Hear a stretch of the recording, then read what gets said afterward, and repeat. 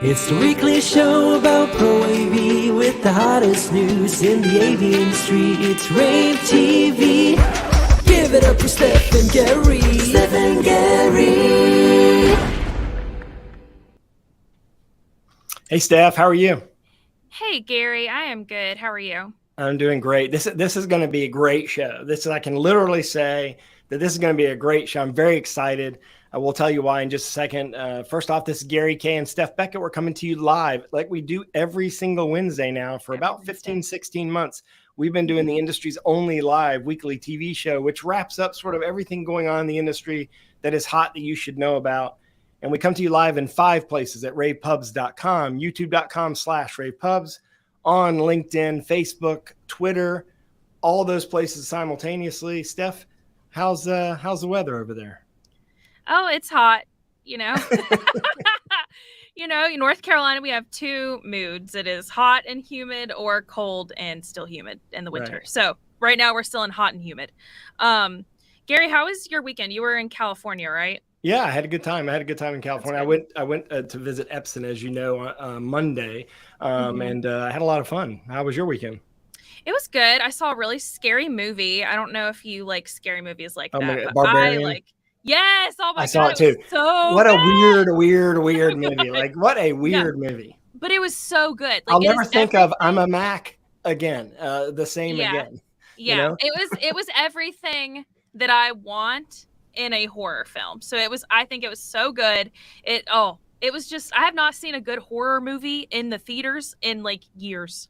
Well, no, that's a lie. I saw Scream last year. The whole time I'm like, don't go down there. Don't go in there. Yeah, but that's like, they always do that. Like people in horror, people in horror movies don't know that they're in a horror movie, So they're all like, we're all like, red flag, like, don't do that. But they're like, why don't I go in this secret tunnel I found in the basement? Seems fine. And then go in the tunnel, inside the basement with no lights.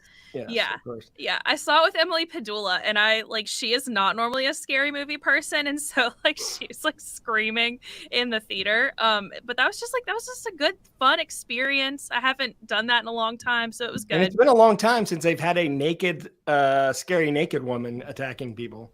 Yeah, that's true. So, that was really odd. The villain. So if y'all like that, Barbarian, it's in theaters now. See it in a theater near you. Yeah, exactly. I got my updated booster over the weekend as well. So I am extra vaccinated.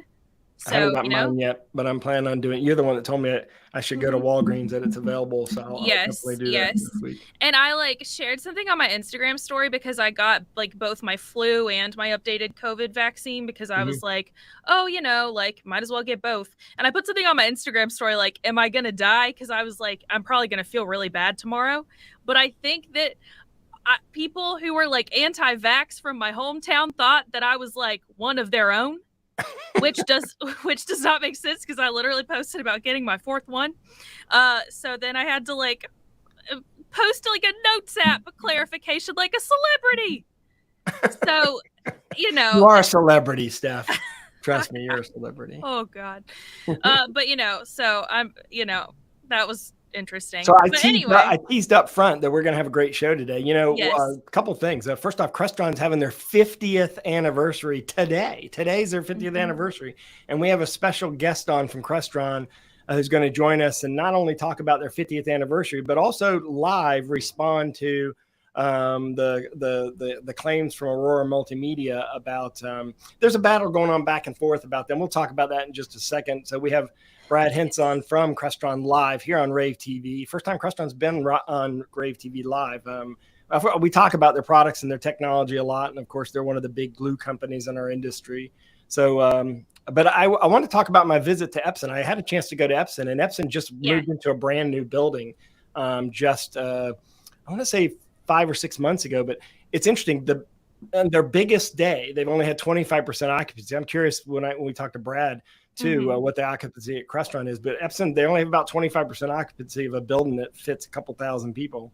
But the tour was awesome because they have this new showroom space that they're that they're planning to allow anyone to use as a demo space, but also as an education space. So if, for example, if Crestron want to do their master's program out there in Long Beach, California, they could actually use the space. And part of that space, they have a history of Epson.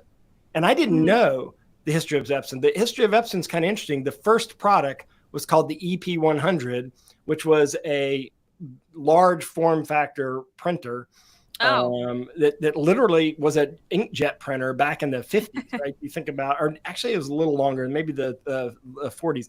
And it was, what was unique about it is it doesn't use heat to shoot the ink. It uses crystals, right? And of course they go back before, with Seiko making watches, but Epson's first product was the EP100.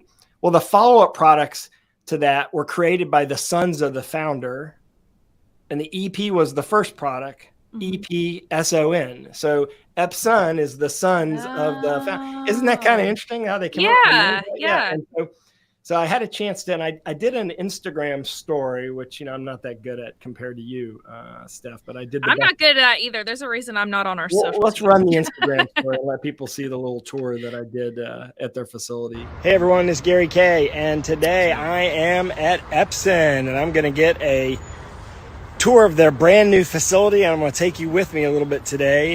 Here it's sunny Southern California, and I'm excited to be visiting with the Epson team and seeing their new showroom space. Very cool lobby here. You can see they have a wall of things they're growing, living, environmentally conscious. Yeah. Very cool. It's moss. It's real, actually.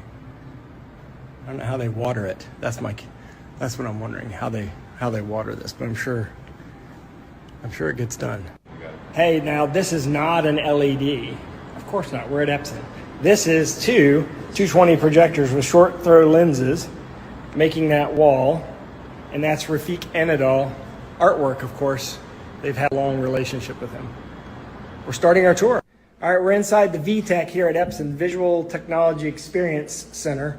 And here's where they've got every projector set up side by side, and they can do demos. And you can actually, check this out, you can actually bring your customers in here and actually do side-by-side demos of each of the products. And right now, they just did a demo for me of their 7,000, 10,000, and 20,000. Check out this form factor, this 20,000 ANSI lumens projector here. It's this big stuff.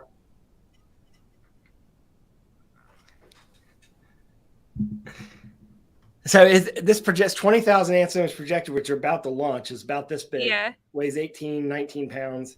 Okay. Going to blow the industry away. Like, that's cool. People are going to be shocked. I mean, it's amazing to me that a projector half that size. I don't know if Brad remembers this. I think he's too young to remember this in this industry. But the projector half that size, when I was teaching the perfect image class with Luke Rawls at Sony, was 100 ANSI lumens. So it goes from 100 ANSI lumens for the projector this big to one that's this big, that's 20,000 ANSI. Yeah, it's just... You still got to pump 220 volts into that thing to get 20,000. But if you do 110, you get 12,000. So it's still bright. Still very bright. The form factor is incredible. And the coolest thing they showed me was a brand new product called the LS1200, which from 1 inch away, 1 inch away, shoots an 80-inch image. They're introducing it at Cedia. They showed that They showed me that product in like a little private demo, which I actually did put on my Instagram. You can check that out at rAVe. Go to Instagram, and you can get 1 inch away, 80-inch image, 4K image. It's pretty awesome. By the way, there's the wafers of the chips that they make. Okay. That's the little LCD chips. You can see about an 80% yield. The 20% comes from the outside that they have to cut off that they can't actually use. Gotcha. There, and I don't know if we have a picture of that little short throw lens projector or not, but I know it's on there. But anyway, go to Instagram and go to rAVe and you'll have it. But so anyway, I know you want to talk about Aver. Yes, so Aver is our newest sponsor and partner here at rAVe TV, and they just wanted us to bring up again that they recently received Zoom Room's hardware certification for its TR333V2, which is its AI auto tracking camera, which is very good. That it is made now to fit into a Zoom Room system. Getting the hardware certification, it's a pretty big deal and a good deal in our industry, because now it means that it's just plug and play. And it'll just fit right into your Zoom Room system. So, and it's a really good camera as well. right? And that certification, both Zoom and Teams, it's something that I'm sure that Brad could talk about. But I know a lot of manufacturers, they have to do a lot of work to get those certifications. It's not something you just a plug and play. You just kind a of little apply. It's like a lot of work. Yep. And speaking of that, like our other sponsor, Shure, the MV7, which is this lovely mic right here, it's now a Zoom personal workspace certified pro mic, which that's like kind of a newer cert in our industry, because it's kind of like we're just kind of starting to recognize that like hybrid work and like home kind of needs its own level of certifications of products that can work in multiple places. And I think that is kind of what this is attempting to be, which is like in the category of Zoom personal workspace certified hardware. I don't know, Gary, what do you think? I mean, I think more people are going to be working from home. I think it's a thing of the future. I don't think it's a thing of the past. I think we're going to have a certain percentage, 30%, 40%, 50%. They're going to work home maybe 2 to 3 days a week. And we got to step up our work from home game, right? I mean, some people want to have better cameras. And, the funny thing is, the thing you probably need to have first is the audio, right? I mean, if you can hear somebody, you can still have a meeting. If you can't see them, you can't have you can't hear them, you can't have the meeting. But seeing somebody doesn't do as big of a deal. But I think everyone wants to step up everything a little bit. And so I think there's, most people are just going to use the camera built into the laptops, mic built in, and they're going to be fine with that. But there's a small percentage, there's an opportunity there to do a higher end offering. And I think that our industry is the best industry to serve that. Like, I mean, why not? I mean, we're used to serving high end technology for like high end projects. And by the way, once you see it, you're going to say, well, I want my camera to look that good too. So you're going to start with that built-in camera, but then you're going to step up. Like my friends who watch this show, they're like, that mic sounds so good. And like, was that a plug? Or are you actually saying that? No, I'm dead serious. They're like, wait, like, because a lot of my friends, even the ones who podcast, they use like the Blue Yeti, which is like your classic, like $99. You can get it off Amazon or Target. But this is kind of like a step above that, I would say, because that one's like 99 to 120. This one's about 250. Yeah. So a little pricier, but I do think it sounds significantly better. Yeah, I mean, it sounds like you're in a podcast suite. So, So anyway, moving on, we do have a spot from our sponsor, Shure, so we will be right back with a special guest right after this. We've seen nothing less than volatility in the stock market over the past 12 months. We should certainly be bracing ourselves for more of the same. Based on what we've learned from history, it would be a good idea for our investors to look to hold tight. So, I have 2 apples in my basket, and I say to Mr. Jumble, can I have one of yours? How many apples do you think Excuse me? Can I have your attention, please? So, how many apples do you think I'll have if I take one from... Hi, Grandma. Hi, Granddad. Hello, darling. How are you? Don't forget to plug in your mic. Is that better?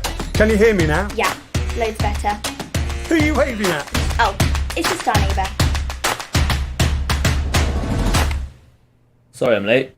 As I was saying, the compelling opportunities in the stock market have the potential for a solid year of returns, which would be consistent with the second year of a bull market.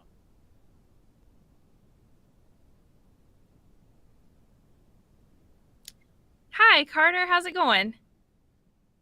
Hey, going well, Steph. How are you? Good. So yes, everyone who might not be familiar, this is Carter Music. He is one of our most recent Blog Squad additions over at rAVe Pubs. And he has been a really, really welcome addition to the family. He has been writing about House of Worship technology because you work in that space, correct? Yeah, so I work for a integrations company called Integrated Production Solutions. And so probably about 90% of our clientele are houses of worship. And so in and out of that space quite a bit on a daily level. And what you wrote about in your most recent column for us is how some of these spaces, particularly the ones that are more traditional, come with their own set of challenges and integration, whereas a lot of other spaces kind of don't have these. So I know you wrote about it a lot in your piece, but do you want to talk a little bit about what some of those specific challenges are?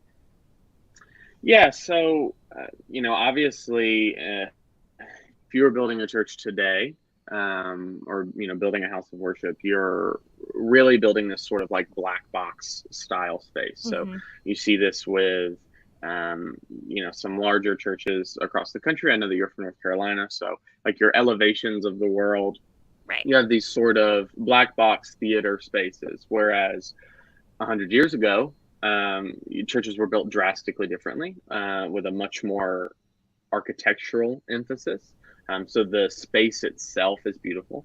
Well, what's unique about houses of worship as opposed to, some other areas, some other markets, is that those churches are still meeting in those buildings. And they're not necessarily willing to say, oh, we'll just tear it down and start over, because there is a deep significance, historically, spiritually, any number of reasons, for that space. So how do you reconcile that? Obviously technology has to advance, but the joke I make is it has to look good, sound good, but also not exist, because it is obviously a jarring thing to see, like a line array of sorts hanging in, a 100-year-old building. Right. That was one of the next questions I wanted to ask, because we talk a lot in AV recently about how, hey, like this, I think a lot of like manufacturers are starting to realize like, hey, AV can actually be beautiful. Like we should start making our stuff maybe like look good. But so is there that significance in houses of worship, or is it more, no, it shouldn't be beautiful. It should just be like invisible. We just like should not see it at all in these types of spaces. Yeah, so obviously it's a little case by case, but you made a great point. There are a lot of instances where it can't be invisible. I think that invisible is often the preference, but especially from a sound perspective, if you try to put your boxes behind a wall or behind even a fabric, it drastically changes what you're capable of doing, and so leaning more into that, really a beautiful structure is great. I mentioned this in the article, but D&B Audio Technic, they do a great job of that. They have a custom solutions division that, whether it's color or whether it's custom, hang points and things of that nature that allow the box to sort of match the beauty of the space itself, which then in a sense allows it to disappear, even if it is technically visible. Okay, gotcha. And we talk about also that houses of worship usually, or a lot of the time, have like a limited budget. It's kind of different than a big corporate center that's upgrading all of its technology, where, the budget is, usually, tens to hundreds of thousands of dollars. So when a house of worship has a limited budget, and do you have recommendations for like where they would start? Do you recommend upgrading audio before video, or lighting before anything else? Like what would you think? Yeah, so I think it comes down a little bit to what are the houses of worship's pain points. So sort of like what is not working. In a house of worship context, they're coming in on a Sunday morning usually. Like, what are you nervous about turning on? And that is traditionally a good indicator of where you should start. That said, especially in traditional spaces, the argument we always make is that infrastructure is the most important thing. So it's not fun, it's not sexy. You don't want to write home about it, but it is, really important. And so putting a lot of emphasis on upgrading your infrastructure in a way that is subtle, but gives you enough of a pivot foot for, the next 5, 10, 20 years, hopefully. And then as a general rule, lighting should come before video, or should be paired together, just because, that obviously is so affected. It affects it so audio much. Audio can kind of be its own beast. So it just sort of depends on, again, what the pain points are. Yeah, I mean, I was thinking about it, like, in a big like cathedral or something, like those can be like Echo City. So I know that can be just like quite a different beast when you're working on like acoustics and things in there. And I guess something you also mentioned in the article is that at the end of the day, like you really don't want to alter the structure of one of these places, because at the end of the day, it is a place of worship and it has like a really special value to the people who go there. Right. And so finding that middle ground of, okay, how do we meet what is the technical demands of the time and the worship style and all these sorts of things, and give the house of worship a pivot foot, but also, keep the integrity of the space, especially architecturally. And you made a great point about acoustics. I mentioned this in the article. Like when you come in to a cathedral space, like you expect it to sound a certain way. Yeah. And so, in your acoustic treatment, you obviously want to give the sound engineer a lot more control. So putting some dampening in the room, but you also want to leave it, a little live, Yes. because you want it to feel authentic. Like people have an expectation of what a room like that should feel like. Exactly. Well, Carter, thank you so much for hopping on rAVe TV today. And don't forget, for everyone watching, you can go to ravepubs.com and read the rest of his article. Thank you so much. Awesome. Thank you. All right, Steph, we have a special guest on that we're going to go ahead and bring on, Brad Hintz from Crestron. Brad, I wanted to first off, thank you for being on today, Brad, especially taking your time out of Crestron's 50th. I mean, that's amazing to me. First off, congratulations. I don't know that there are very many 50-year-old or more older companies. I can name off the top of my head, there's obviously Stewart Film Screen and Shure, a couple of companies, one of our sponsors. I don't know if there's very many others that are 50 years old. So first off, happy anniversary, happy birthday.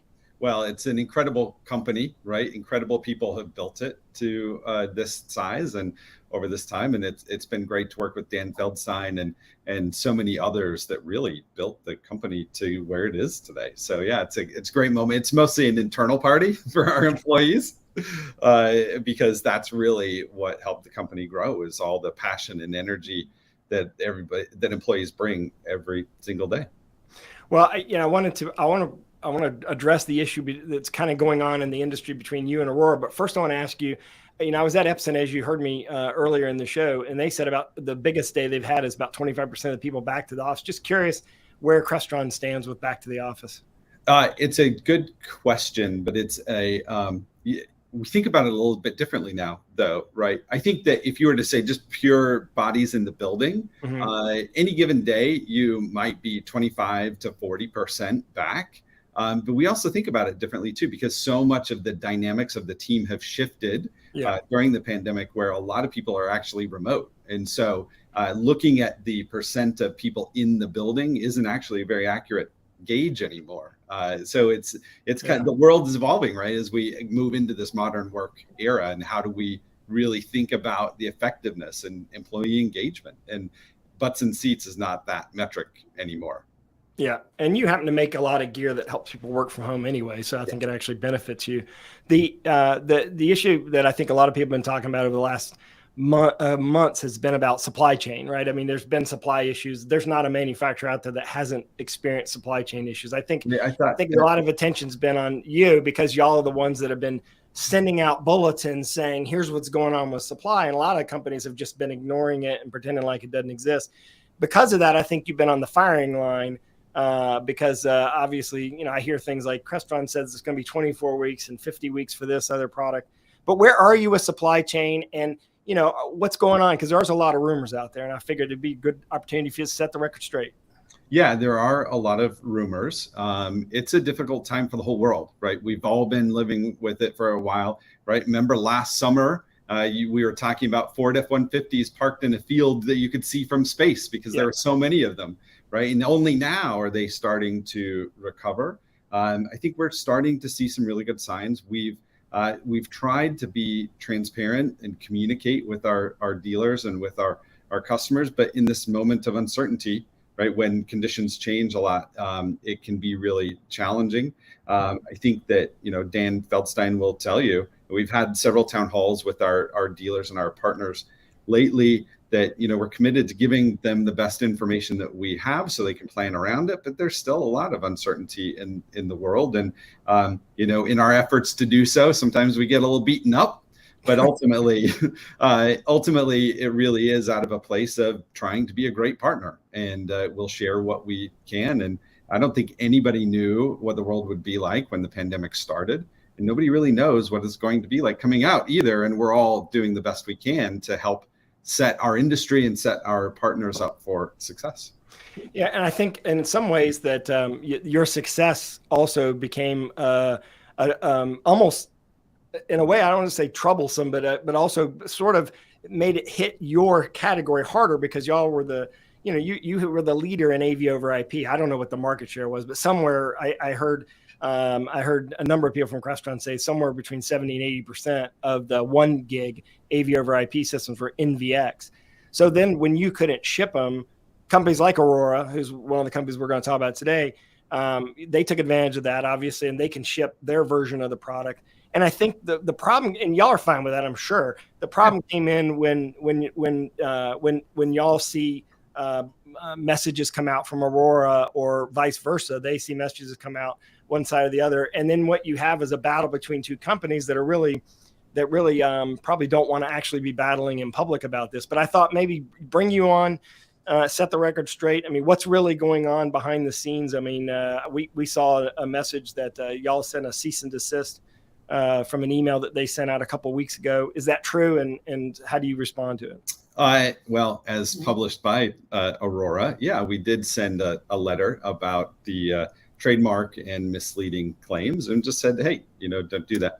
It's pretty run-of-the-mill stuff, though. It's not a big deal. It's not a big battle, right? We didn't have calls. Like as a marketing professional, I've been on the other end of people that own trademarks and saying, hey, please don't use that. And that's very normal, right? When you have a valuable brand, you have to protect it or you risk losing it. And that's really all it is. It's nothing more than that. Okay, so where are you with regard to supply chain and the NVX? I mean, obviously you're the market leader in 1 gig AV over IP. When will you have what you feel like is a supply enough that people won't be talking about it anymore? And what can we expect? Not soon enough, right? It's if we could wave a magic wand, it would be right away. As we've said on the town halls, certainly we're seeing some signals that the market is improving. And you can see that in other industries too that are benefiting this, right? The real constraining elements are the components that go around the smart chips that are at the heart or the core of that technology, and supply is starting to increase on those. And so in what we've been talking about with our partners is that next year, early spring, we'll start to feel some real improvement. We won't be all the way through it, but we'll start to see a lot of improvement. We're already seeing some of those signs now. We'll start to feel a difference, all of us, hopefully, over the next couple of months. But we're also trying to take a posture of we'll be transparent, but let's also kind of underpromise as much as we can to help everybody, be realistic with what's going on in the world. Well, is it you think it's going to be 20 weeks, 30 weeks, 40 weeks, 50 weeks? Can you even give a date yet? If you place an order, then we'll give you an idea of the timing. Every product line is different, right? And I don't have those numbers off the top of my head. But as we see supply improve and more consistent, right, then those lead times will come back down, right? One of the things that we did right as soon as we started to feel the pressure from our suppliers was we shifted into proactive mode with our customers, where before we housed a lot of inventory to make sure that we could ship stuff out in 24 to 48 hours. When we started feeling that pinch, then we shifted into place your orders early, give us better visibility. And I think this is actually a mode that our industry needs to get into.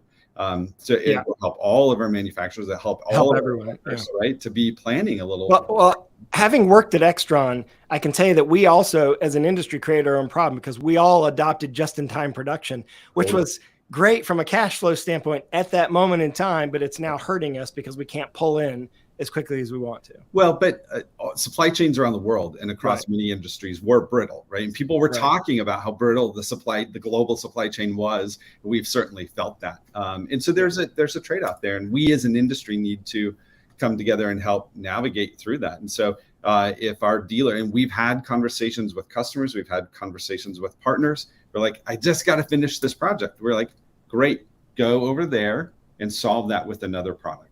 In fact, we have a design services where a dealer can come to us. We'll help them and find an alternative design, which might include competitive products to help them finish that project, right?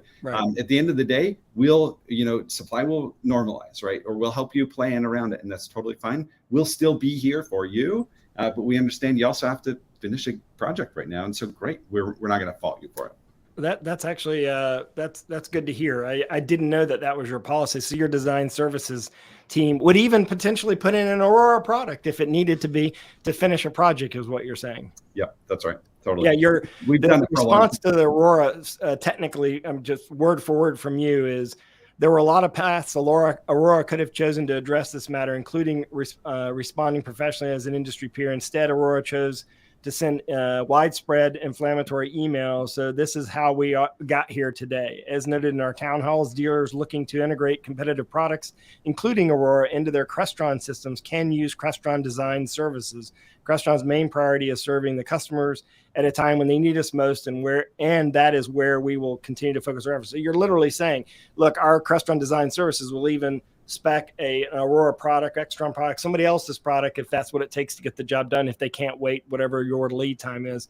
So I appreciate the fact, we're going to publish an article on this, which will include your quote. I appreciate your willingness to come on here live. We're also going to have a supply chain panel during launch week 6 next month, and you've been kind enough to agree to be on that panel, because I think, this is an industry issue, not just a Crestron issue. But like I said, you've taken the brunt of it because y'all have been open about publishing some of the problems and telling people, look, here's where we're at now. And right. I've seen some of the memos you sent to integrators that that say likely lead times, and most companies aren't doing that. So thanks, Brad, for coming on. I really appreciate it. Yeah, no problem. Thanks, Gary. Yeah. And, we'll get through this together. And we're a big industry. Well, we're a small industry in that we know each other. But we're a big industry that we can help solve customer problems if we stay together, right? And this is how we can do it. And as an industry, we'll all be at Cedia together in a few weeks, and hopefully we'll see a lot of you there at Cedia, including Brad will be there as well. Yes, we have Modern Work Summit and Crestron Masters next week in Orlando, and then Cedia after that. So we'll get to see a whole bunch of you over the next 2 weeks. Yeah, and of course, Crestron's at Crestron.com. So we got a message, Steph from Legrand, right? Yes, we do. So Legrand shared with us its latest blog, and this is on, Gary, we've been talking about this so much, the 21x9 movement in video conferencing. Yeah, I mean, that's driven by Microsoft Front Row, Teams Front Row, which the spec calls for 21x9 in most applications, especially when you have large screens. I love this concept from a digital canvas standpoint. Exactly. So this blog is basically made to help integrators kind of figure out how they can optimize a space to be able to do this. Do they need to use a display? What are the projection options? What do they need to do mount-wise? This kind of answers all of your questions, because this is still a pretty new concept in our industry. I don't even think that a lot of customers are necessarily like asking for this particularly yet. I think that this is just something that we're starting to be able to like offer and say, hey, you mentioned you want your conference room to do this. Well, Microsoft Front Row has an option for you. Yep. And you can see that. You can read that blog by just clicking on the link we just dropped in all the places that rAVe Pubs is being broadcast live today. Exactly. So, So thank you once again to Legrand and to Shure and to Aver for sponsoring our show. And just a couple of short little things as we wrap up here. I know we've kind of gone over time, but this is a really good show today, so I'm sure everyone's cool with it. Cedia Expo coming up September 29th to October 1st. Don't forget to use our link, which we are dropping in now on LinkedIn, and you can attend the show and come see us, come see Crestron, as they were talking about, for the low price of free. DSC is going to be November 17th through 19th. And once again, we have a link for you, or actually we have a code for this one. So if you go and register using code rAVEGIFT, you will be able to get to the show floor once again for free. Finally, I know that Almo has some E4 events coming up. Gary, you're speaking at both of those. There's going to be one in DC, September 23rd, and then one in Boston, October 20th. I think those are its only 2 fall shows. But both of those are going to be great. I know your keynote is going to be really awesome. You've talked to me about it before. So definitely recommend, if you're, in either of those areas, registering and attending. They're very, very great.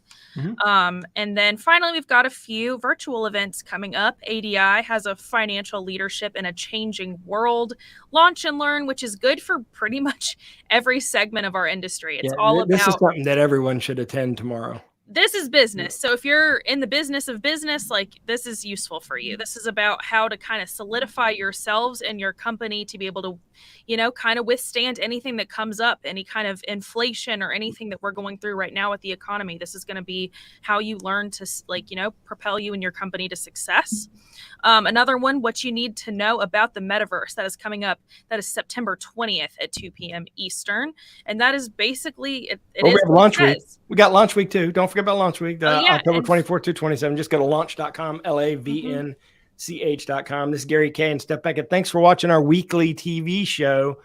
Can you believe that's launch week 6? Can you believe that? That's the 6th launch week. That's amazing. But and yeah, that supply chain panel is going to be during launch week 6. So yeah, so register if you want to see this. Actually, we're going to have a representative from Aurora and from Crestron on at the same time, along with a few other people in the industry who can talk about what's going on with supply chain. But thanks for watching us, and y'all have a great week. We'll see you next Wednesday live on rAVe TV. Bye. It's the weekly show about Pro AV with the hottest news in the AV industry. It's rAVe TV. Give it up for Steph and Gary.